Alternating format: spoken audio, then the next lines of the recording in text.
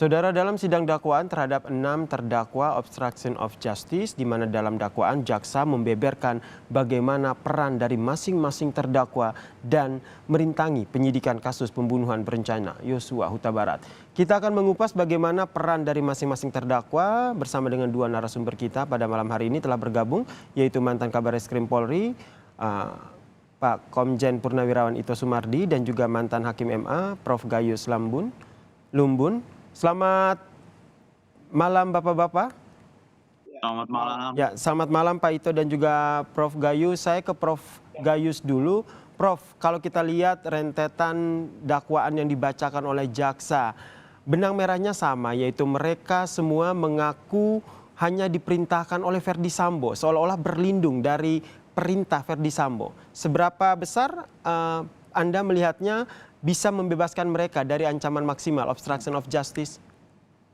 Jadi begini, kalau saya menggunakan analisis peristiwa dan analisis yuridis, maka secara analisis perbuatan itu tadi disampaikan dan hari ini kita lengkap kita mendengarkan sampai mendatangi keluarga korban di mana ini di Jambi misalnya. Itu semua dilakukan bersama-sama dan banyak orang. Maka kalau kesemuanya itu terkait dengan pasal 221 mengenai usaha atau upaya untuk menghalangi sebuah proses hukum, maka bagi saya tidak berhenti di situ. 221 ini ancaman hukumnya cuma 9 bulan, dendanya Rp4.000. Ini buku KUHP yang mengatakan seperti itu. Tapi semua langkah-langkah yang dilakukan itu sudah menjadikan banyak kesulitan, penghalangannya demikian luas ya. Kalau tidak ada tradisi adat, mungkin ini bisa sempurna, sudah tidak perlu lagi diusut dengan segala macam.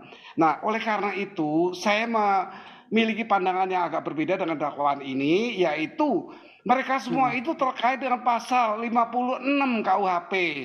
Yaitu orang memberi sarana, kemudian memberikan dukungan. Ini ancaman hukumnya cukup berat berkaitan dengan dakwaan primernya. Kalau primernya ancaman hukuman mati itu bisa 15 tahun, seumur hidup juga 15 tahun. Baik. Kalau bawah itu nanti menjadi dakwaan pengganti atau dakwaan subsidiaritas, yaitu ancaman 15 tahun akan dikenakan 10 tahun.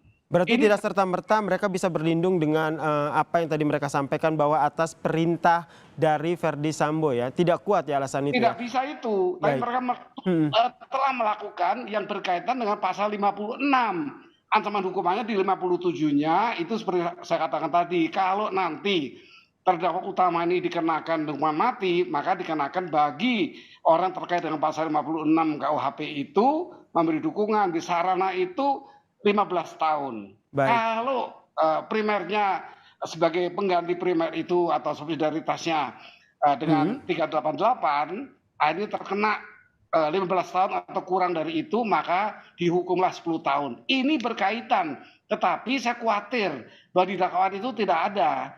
Tapi masih ada cara untuk beban pidana yang akan dikenakan nanti setelah terjadi dakwaannya tidak ini atau tidak terkait. Menarik ini. Tadi Pak Prof. Gayus seperti Anda sampaikan bahwa ada adat di situ, seperti ada kultur di situ. Saya ke Pak Ito, itu betulkah memang pengaruh dari kultur, mereka tidak bisa menolak perintah dari atasan mereka, itu tuh memang benar terjadi di dalam institusi Polri?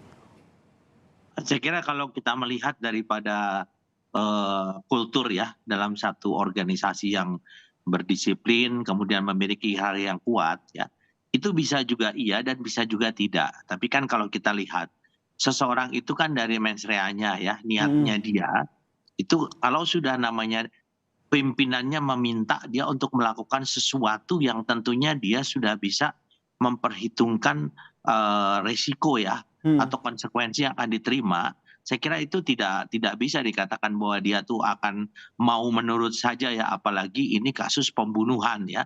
Saya kira mereka juga kan tentunya juga harus berpikir kepada risiko yang dilakukan. Jadi sampai di tahap mana mereka menanyakan perintah dari atasan mereka?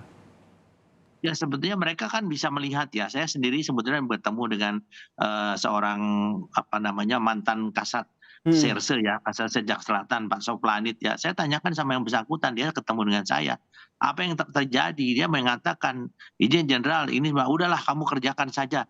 Nah sebetulnya dia udah tahu bahwa ada sesuatu resiko yang harus ditanggung oleh yang bersangkutan, apalagi kan mereka ini semuanya kan mengerti tentang hukum. mhm, Jadi mereka juga mengerti tentang bagaimana sanksi yang bisa dikenakan kalau ada namanya obstruction of justice yang tadi disampaikan oleh Prof. Gayus betul sekali ya bahwa kalau hanya pasal 221 mungkin sangat ringan, tetapi kan terkait dengan masalah pokoknya, dalil pokoknya yaitu mhm, 340 kemudian 338 Yunto 556 55 56. Jadi betul yang 556 ini kan membantu.